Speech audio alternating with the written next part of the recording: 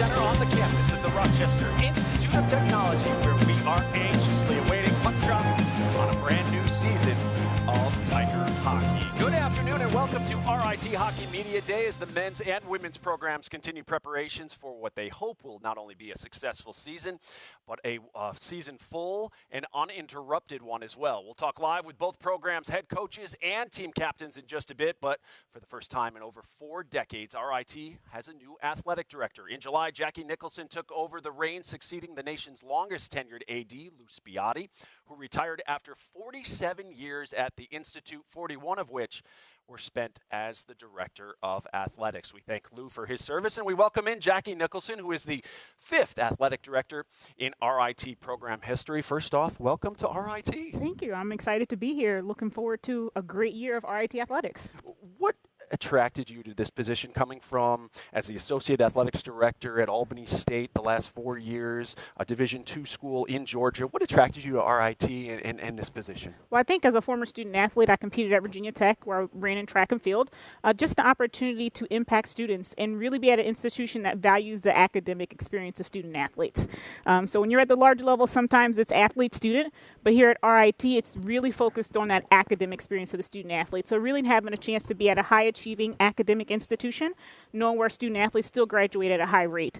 So having the opportunity to be here and make change and a strategic change for those student athletes is what really attracted me to this position.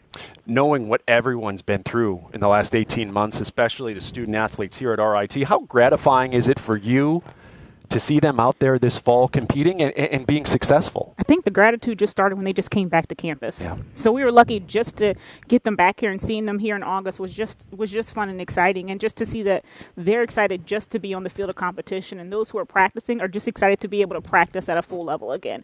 So I'm just really thankful for that opportunity to have them out here and to see them compete again after almost 2 years of kind of sitting around and just practicing a little. Yeah, absolutely. We're all excited to see that again. What's something you wanted to come in and establish from day one here in your position at RIT? I think just really establishing that student-athlete experience. So what does that holistic experience look like from our student-athletes? From what does their coaching infrastructure look like? What services are we providing within athletics? So just really want to come here and establish that student-athlete experience and make sure that they're prepared for life after athletics. As we all know, as a student-athlete, it stops eventually. So making sure they're prepared for the real world. So putting things in place in student-athlete development services to ensure that they're ready for life after athletics. So really looking forward to doing that and establishing that, and then really developing our coaching staff and infrastructure we have. We have a lot of great coaches here, a lot of great assistant coaches, and making sure we can retain that staff that we have here and really developing them and making sure they're ready to take our programs to the next level as well. Absolutely. Well, I know Albany State didn't have hockey. No, we Correct did not. me if I'm wrong. What will it be like? Will this be your first in-person event when you attend a hockey game this season? Well, I might mention one of our rivals, but one of my great mentors is the AD at Michigan Tech. Okay. And so I had an opportunity to attend some Michigan Tech hockey games. But this will be my first RIT hockey season. Have to really adjust to the cold weather, just in the GPC. So have to really adjust to that, but looking forward to see both of these programs compete at a high level this year. Fans that have been in this building know it feels like February already in yeah. here. It's 80 outside, but it's cold, and it's season ready in the GPC already. What are you looking forward most about the hockey programs, and what have you seen already? I think what I'm looking forward most to is getting to know those student athletes. So I have the opportunity to have lunch one-on-one with women's hockey this week, and looking forward to do the same thing with Coach Wilson and getting to know those student athletes, what makes them tick, and so then when they're on the court, I know how to support them. On the ice, I know how to support them. So really looking forward to that and just seeing them compete again and compete with fans in the stands. Yeah. So competing with no one around is definitely different than competing with fans in the stand again. So really looking forward to just seeing everyone back in the GPC, truly supporting our student athletes at a high level as well. What can fans expect as far as coming back out and being a part of this atmosphere again? Of course, the number one thing, of course, with COVID is masks. Yeah. So everyone can expect to wear masks. Expect to kick off the season this weekend with women's hockey on Sunday. So they are ready to compete, and Coach Brown, I'm sure, will talk about that in a little bit. But they're ready to compete. But we will be in here with masks on for right now based on university standards and, the state guidelines. So masks risk, but we want some excitement. Getting our students back involved and engaged. We want some excitement. We want fans, and we want some energy back in GPC after kind of being dead for the last 18 months. Yeah, that will be nice. It is a scene you don't want to miss. I know you're looking forward to it, and we certainly appreciate your time. Obviously, fans can go to ritathletics.com and get more information on spectator policies as we get closer to games being played here in the GPC. So much excitement on the horizon for RIT Athletics, this facilities, so many things going on. We appreciate your time joining us here today. So much more to talk about in the weeks and months ahead, but we appreciate you joining us here today on Hockey Media Day. Thank you. Looking forward to a great season and seeing what you guys do as well. Thank you for everything you do for RIT Athletics. We appreciate you, and we look forward to more conversations with the new athletic director, Jackie Nicholson. When we come back, we'll be joined by the Bruce B. Bates women's hockey coach, Celeste Brown, as her team is set to begin a new season in just 3 short days. You're watching RIT Hockey Media Day. This is RIT Sports Zone Live.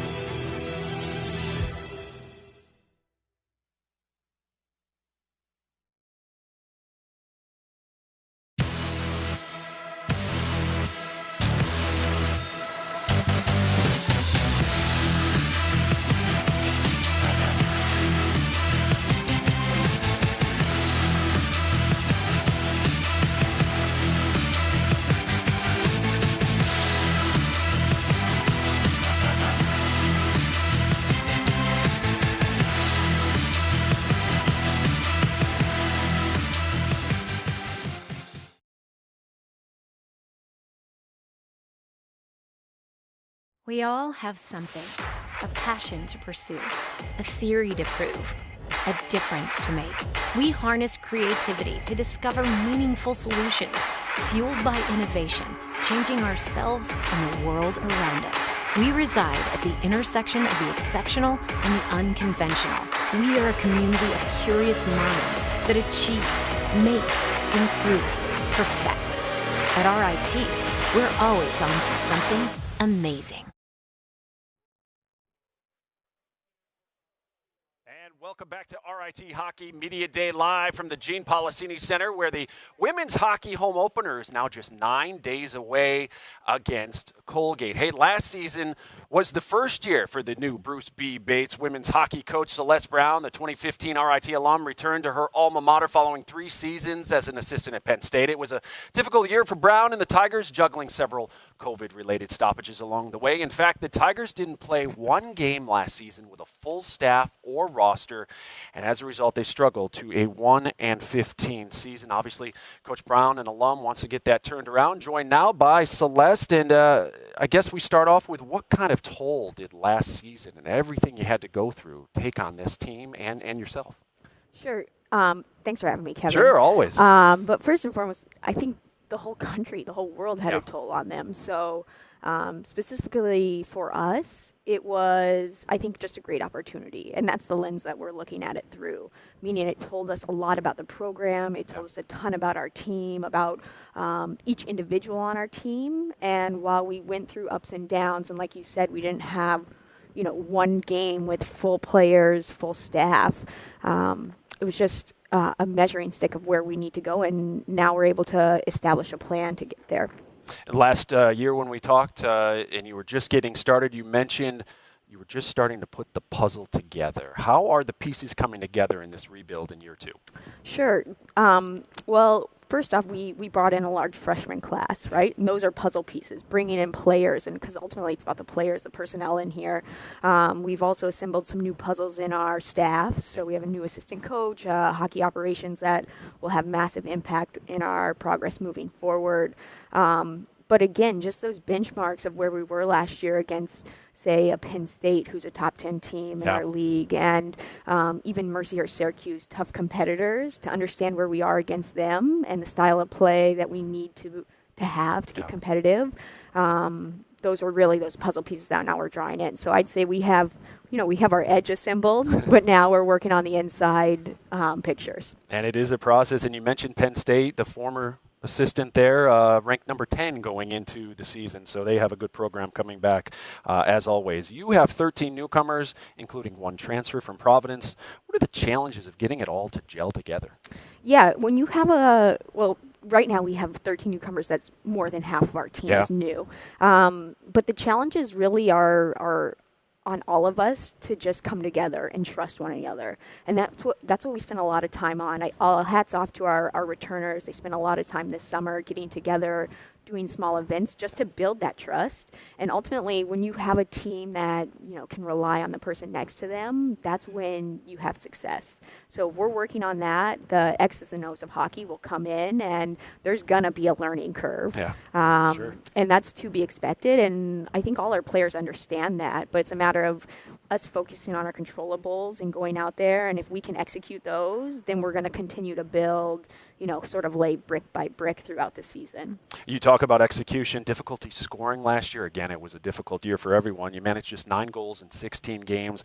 How do you produce more offense this year? Yeah, I think that's a big focus for us. I think it stems, too, from just the defensive zone and our ability to break out the puck. But also, I think just having a consistent practice schedule or just 8 a.m., right? Yeah, 8 a.m., a consistent conditioning schedule so that we can go out and be prepared and not be tired because we just took 5 days off.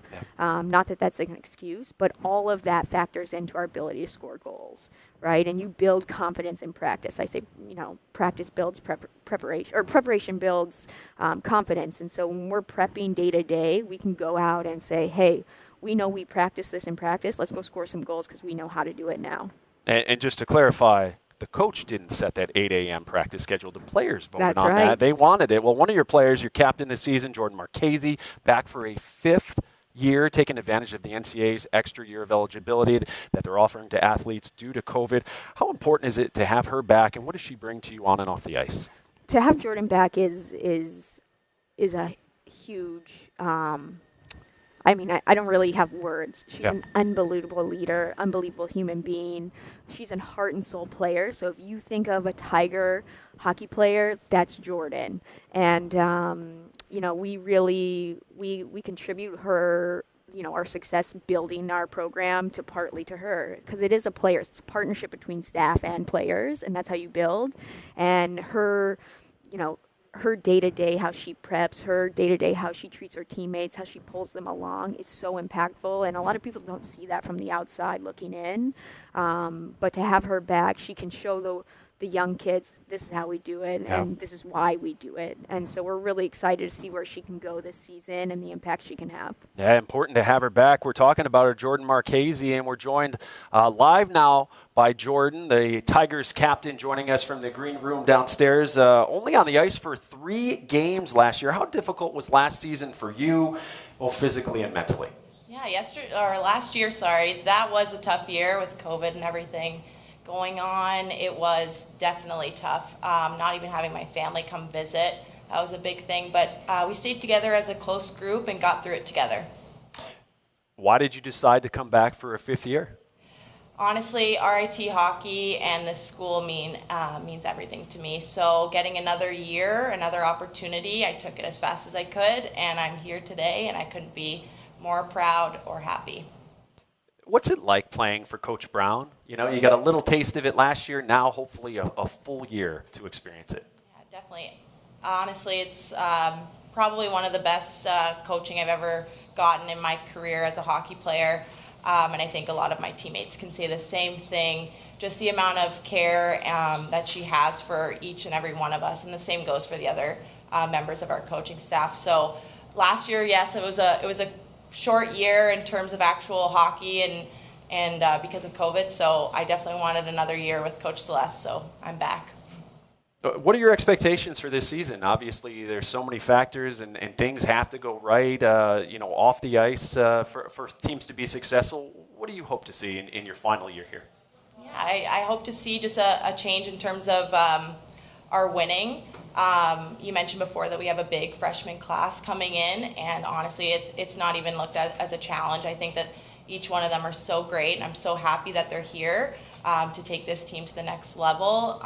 So this year I just want to start off with a strong foundation, a full year without COVID, and hopefully continue on for years to come, and I'll be the proudest alumni around. All right, well, thank you so much, Jordan, and best of luck at Mercyhurst on Sunday and the rest of the way as well in your 5th year. Thanks so much, Kevin. All right, Jordan Marchese joining us. Great to have a person like that, like you said, a great character on and off the ice and important in that locker room. But you also have some other players to watch, and you mentioned to me in our meeting before Media Day, Abby Davies is one to keep an eye on this year, isn't she? Yeah, so Abby Davies, she's going to be a senior this year. Went through COVID last year, in and out. And then really before that, she had already established herself in the league. And so standing across from her then, you knew that kid was a player. Yeah. And so we're really, really excited for Abby to come in this season, have impact.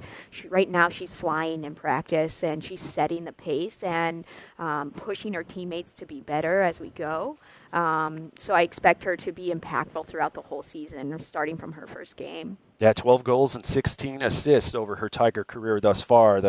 Coach Brown needing her to produce for the Tigers this year. Well, let's take a look at the road ahead for the women's hockey team. We know that they open up with a non-conference game at Mercyhurst on Sunday, followed by a home-and-home series with Colgate, then matchups with Union, UConn, Cornell, St. Lawrence, and St. Thomas, who was new to Division I this year. You're going to get used to being here. A lot of home cooking on this schedule. 9 of the first 12 on home ice. Coach, talk about that and wanting to get things started on the right foot here in the GPC.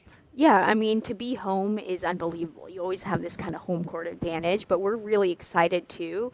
I'm kind of coining it, we're back, right? Hockey's back in the GPC. Hockey's back to RIT. So hopefully we can get a great turnout of fans, students, people from the community, because that's what it's about. It's playing in front of that crowd, and that crowd, or the crowd here is our 6th woman out there, 7th woman technically.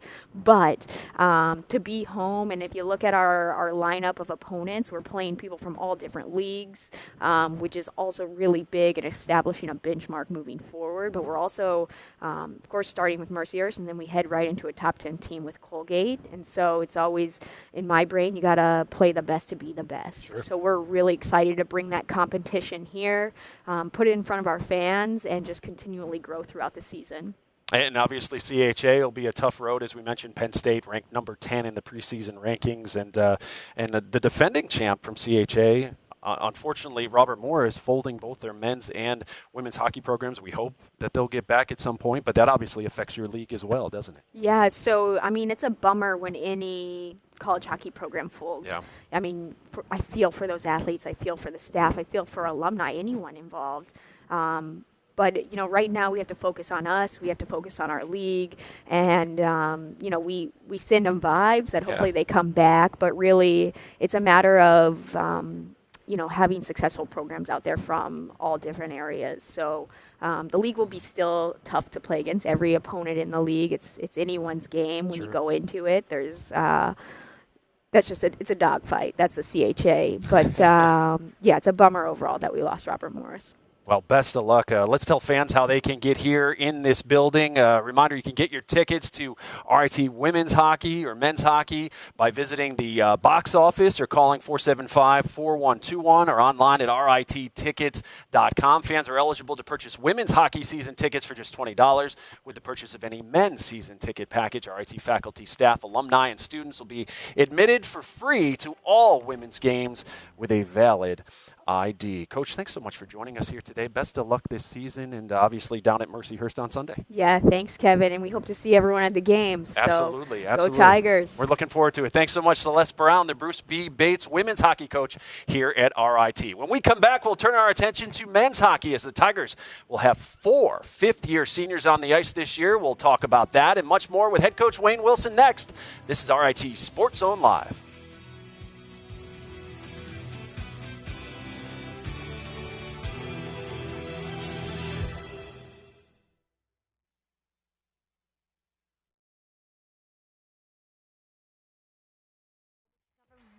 Solutions fueled by innovation, changing ourselves and the world around us. We reside at the intersection of the exceptional and the unconventional.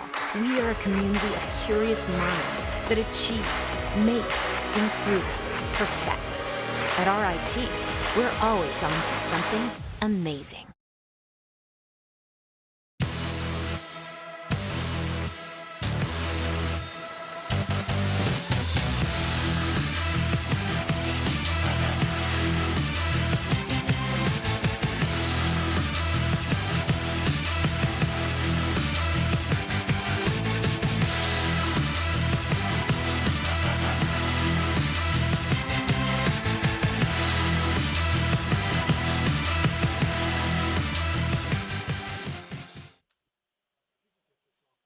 And back here at the Gene Policini Center on Media Day for RIT Hockey. We just heard from the women's team. Now we turn our attention to the men's program. They are just 16 days away from their season opener here in this building against Colgate. The Tigers, like most teams around the country, are coming off a strange year where they almost didn't even play, and then once they did take the ice in late November, they had to endure stoppages along the way as well. RIT finishing up 9-9-2 and saw their season come to the end in the Atlantic Hockey quarterfinals in March after being swept in a best-of-3 against Canisius. Now, with the end of the 2020 season being wiped out and last season's schedule being so unpredictable, the NCAA granting all student-athletes an extra year of eligibility due to the COVID-19 pandemic. That's good news for RIT men's hockey as well, as several players are taking advantage of that extra year, including forward Jake Hammaker. Hammaker will return for a 5th season. The California native has played in 128 games and has tallied 34 career goals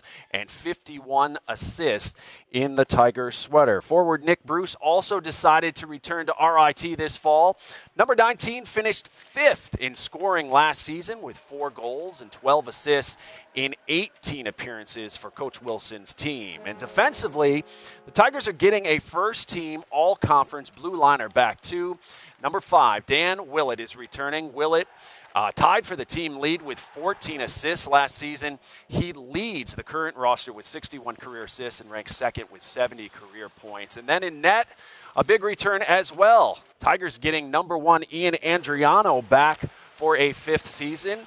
Andriano made 6 starts last year, going 3-3 with a 2.92 goals against average. Andriano has the most experience of the 4 goalies on the roster right now, having made 24 career starts. Joined now by the head coach of the RIT Tigers. You know him well. He's only been here 23 years. 23 years. How did we get here? Yeah, it's been a while, but it's been a great trip, and really looking forward to another season. After 23, you know, you just want to keep going, and really looking forward to those 4 guys that you just mentioned that are returning. I think that's great for them, and they'll all be getting their master's degree, which and still be able to play college hockey. That's a great feat for them, and we're going to be counting on them and their leadership to have a very successful season. How much does that add? I mean, it's an unexpected little present, I guess you could say, to have that kind of talent and experience coming back. Well, we offered it to all our seniors last year because we knew last year was not going to be your typical college experience and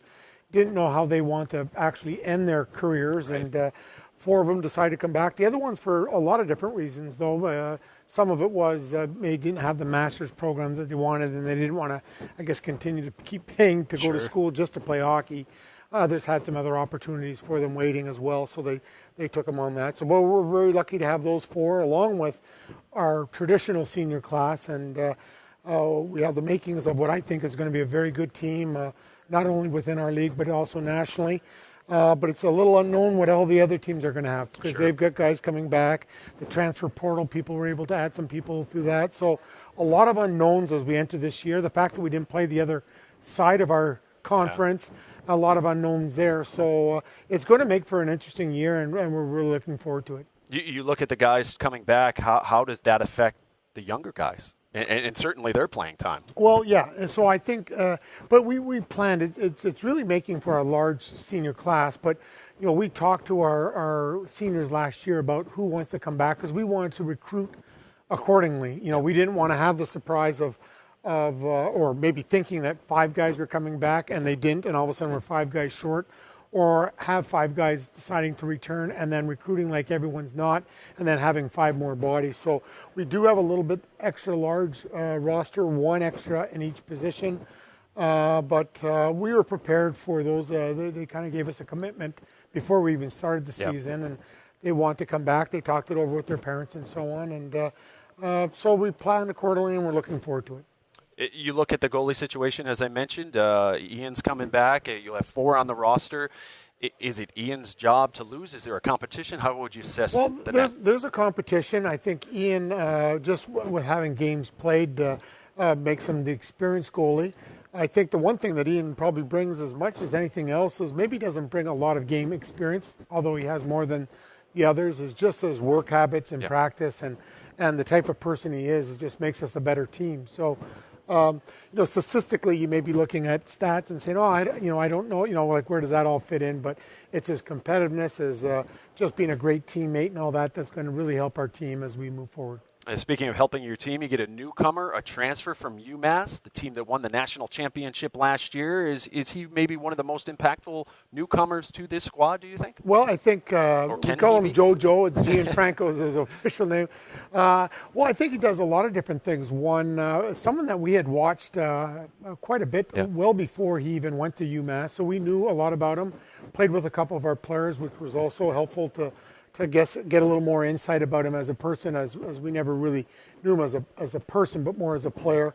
But when we had 3 freshmen and a transfer last year, so 4 new people in our lineup, it's going to give us instant experience there. And as those other freshmen all have taken another step, we wanted to break up our classes, and it was important that we could bring in someone that we also think that can come in and help us immediately, which from what we've seen so far, he's going to be a big help to us. I think it's going to add a lot with Willett. Yeah.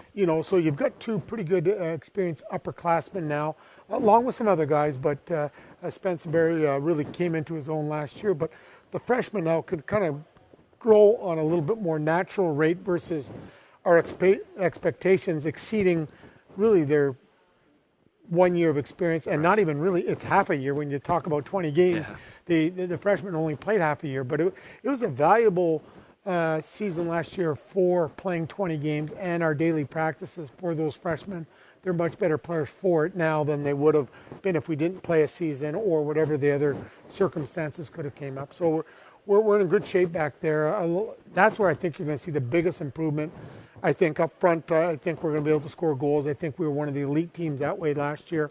It's defensively now where are we going to be? And I think with JoJo and Dan coming back, along with the natural growth of just being a little bit older, it's going to help us a lot. Yeah, you talked about being able to score goals. One of the guys that did that for you, the co-player of the year in the conference, Will Calverley, really came on last year. What do you think the difference was for him?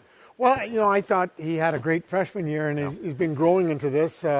His track record throughout his career is winning championships and being captains of teams, and this year has been no different, or last year for that matter too. So he'll have a bit of a target on his back this year, and deservingly so. He's a great player, and I think what makes his game so good and really difficult for other teams to key on is that he's not a flash and dash guy. He's not just looking for offensive opportunities. He's such a great 200-foot player. We use him in our penalty killing faceoffs.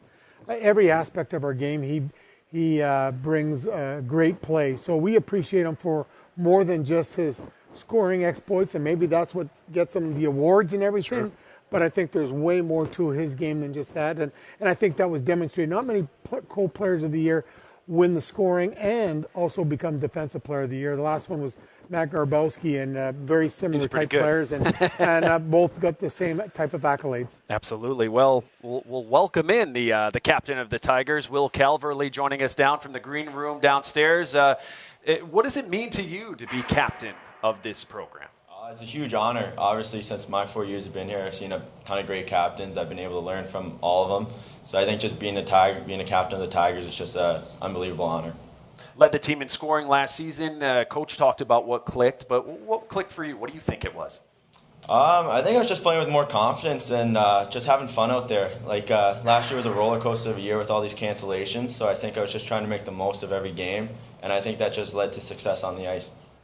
Fifth-year guys, we talked about them coming back. What does that mean to you, not only on the ice to have them there, but in the locker room as well, that presence? It takes a little bit of pressure off the seniors because obviously they're bringing back, as fifth years, they come with more experience than we ever had. So they'll be able to take a little bit of that load, and we'll just be able to rely on them for a little bit of leader presence as well. And finally, you recorded 2 hat tricks in this building last year. No hats on the ice, no fans cheering. Obviously very strange. What will it be like for you? Have you given any thought for you and your teammates when you take that ice here in 16 days, what it's going to be like to have them back? Oh, it's going to be exciting. There's only the super seniors, and juniors really only know what it's like to have the fans here. And I think these sophomores and freshmen are going to be in for a shock when they see the passion that the RIT fans bring. Well, Will, best of luck to you this year. Your first game at Colgate on October 2nd in this building. We look forward to another great season of Tiger hockey. Best of luck to you. Thanks, Kevin. All right, Coach. Well, you've got a good one there in your captain, and obviously you've got to be ready. You like who you have. You got a tough schedule, as always, ahead of you here, don't you? Yeah, we do. We got a great schedule. We're going to Notre Dame for a couple games. We're hosting St. Lawrence at the Blue Cross game. We also have Colgate to kick off. We went there last year, so it's nice to have them back in our building when we have fans here. Arizona State again back in our building, who played a Big Ten schedule last year. So non-conference-wise, exciting games. We're going to Princeton. And then in conferences, it's not getting any easier. No. So tough league play, and looking forward to the challenges. Yeah, you look at that first month of the schedule here, the trip to Notre Dame, as Coach mentioned. Obviously, Brick City against St. Lawrence, an opener against Colgate. Some good tests early for the Tigers. You can get the entire men's hockey schedule and women's hockey schedule at ritathletics.com. All the information on the Tigers can be found there or on the app as well. The RIT Tiger app available for Apple and Android, also Roku and Amazon TV as well. A great asset to have if you are a Tiger fan of any of our Division I or Division III sports here at RIT. Well, that's going to do it for RIT Hockey Media Day. My thanks to Jackie Nicholson, Celeste Brown, and of course, Wayne Wilson. Best of luck to you all this season, and thank you so much for watching. We look forward to another exciting season here at RIT as college hockey is officially back.